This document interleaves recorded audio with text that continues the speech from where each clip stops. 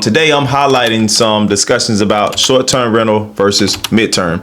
So if you've had questions and considering transitioning your short-term rental into a midterm, so highlighting the discussion we had about short-term rental versus midterm, we have a lot of people who are really interested in transitioning a short-term rental to midterms. Some of the feedback is that they are more lucrative, right? It's more stable. So we're going to address. First, we're going to look at the difference between a short-term rental and also the midterm rentals. All right, we're going to talk about the pros and cons. Then I'll give you my feedback on what I think you should do as far as a short-term rental versus midterm.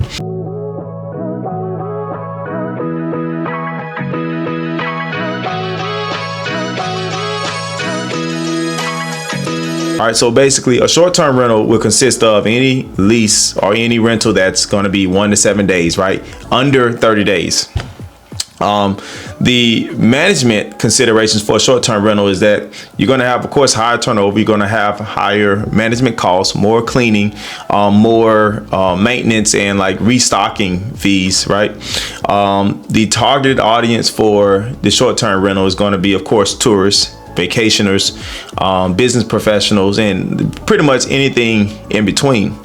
Now, the benefit to a short-term rental is that you can charge premium nightly rates. All right, and then you also have more flexibility with the short-term rentals. Now, in the end, of course, I'm going to give you my feedback on both the pros and cons, but we definitely need to understand the difference between the two first. Now, for short-term rentals, you'll find these on platforms such as like VRBO, Airbnb, Bookings.com, Google. They have their short-term rental platform now. So, and then of course, you have a lot of other smaller platforms, but those are your larger ones. Now, the midterm rentals, they're going to be the rentals that's range from like 1 month up to 12 months. The midterm rentals, they generally are going to be geared more toward like temporary work assignments, business professionals, remote workers, students, and also people who are relocating and need temporary housing. Now, the management, of course, for the midterm rentals are going to be a lot less, right? Because you have less turnovers. So the cleaning fees and the maintenance are going to be less.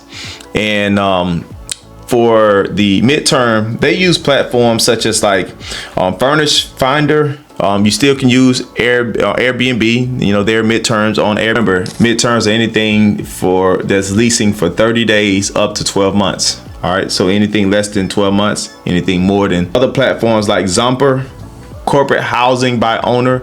So that's CHBO. That's the symbol that corporate housing by owner. Blue Ground, Landing, and Flatio. Flatio is more so for students. So students normally use Flatio for like student housing and so forth. So those are some of the platforms that you'll find your midterm. Now, the considerations, right, between the two. Now that we understand midterm is from 30 days to 12 months. Short term is for 1 day up to 30 days. Now, the thing that I want to emphasize about the two is that if you have an occupancy issue, right, then midterm could be an outlet to solve that issue, right, because it gives you more stability on the vacancies and also income. If you have less than 3 Airbnbs, I would not recommend a midterm rental, especially if you're like trying to operate a portfolio and maximize your income. And so I would recommend you doing a hybrid of the two, midterm and short-term rental, but only if you have 3 or more Airbnbs. All right. And this is one of the things I want you to consider. The heart and soul of your Airbnb or your portfolio is the cleaners. And so if you have only 1 or 2 short-term rentals and you're using midterm rentals, then you're not keeping your cleaners busy enough for them to stay committed to your business. All right. And so with that, you'll probably end up losing your cleaners to someone else's Airbnb business where they can keep them more consistent, right, on a regular basis.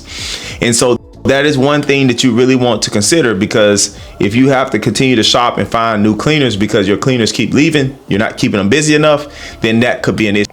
So having a hybrid of the two, being able to keep them busy with multiple Airbnbs, is going to be the best solution to retaining good cleaners.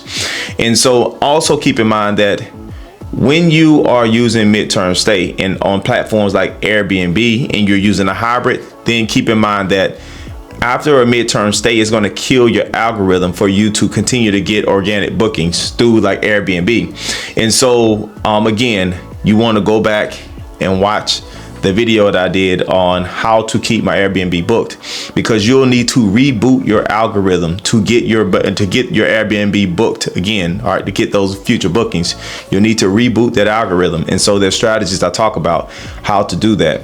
And so that's one of the downfalls when you're utilizing the midterm stay, is that you could really kill your algorithm for your short-term rentals, because for one, you're not going to get a lot of reviews, because you're only going to have one guest staying for 3, 4, 5 months possibly, right? So you're not going to get a lot of reviews. It's going to be hard to keep a superhost status if you're not getting enough reviews. All right, and if you get one bad review and you only have one guest staying for the quarter, then of course, or doing that reviewing timeline, then of course you're going to miss your mark, and so you're not going to get those organic boosts either. And then also keep in mind that when you're doing the midterm stay, then you're going to be running monthly discounts, so you're not going to be able to charge a premium pricing for those dates, and everything's going to be on a discount. It's also harder to upcharge, right, to upsell on different items such as your pool heater or other things that you may have for the long-term tenants, because everything that you upcharge is going to be a discount because they're staying too long.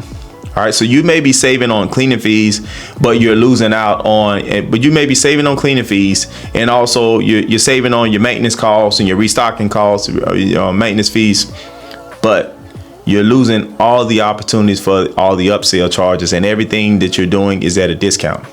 So the stability of the income is a pro, but the con is you're going to be missing out on a lot of money. Now, I've seen that we've made substantially more money with more short-term rentals, like keeping the rental dates anywhere between 3 to 7 days. That's like the sweet spot where we make the most money. And then if we have some days where there's only 2 rooms or 2 nights, our minimum is 3, we may adjust those 2 nights to where we'll accept a 2-night booking if it comes between 2 bookings, but we will not allow somebody to book 2 nights in an open calendar. And so because of that, we've been able to maximize and charge premium for those 2 nights when you'll charge a discount for a monthly fee. So we're able to, and then also we're able to upcharge, like for the pool heater, upcharge for barbecue pits. We're able to upcharge premium fees for all of the options and accessories, amenities that we are upcharging for. So we're able to maximize our income on the short-term rentals. So my recommendation, again, if you're considering midterm versus short-term, I recommend doing a hybrid of the two. But make sure you really understand what the midterm stay will do to your short-term rental business, and get familiar with how to reboot your algorithm. All right. Now, if you like this video, please make sure you hit that like button, and also hit the subscribe button if you want to see more content like this. Now, if you've transitioned your short-term rental to a midterm business, then please leave your comments down in the section below. I would love to get your feedback and see how that transition worked for you, and what is the feedback on the revenue being 100% midterm. And then also, I want you guys to stay up to date. Stay locked in with us. Our next video will be coming up. We'll be uploading is my predictions on the short-term rental market here in 2024. So make sure you stay tuned for that. Hit that notification button so you get all the updates when they come out, and we'll see you guys on the other side.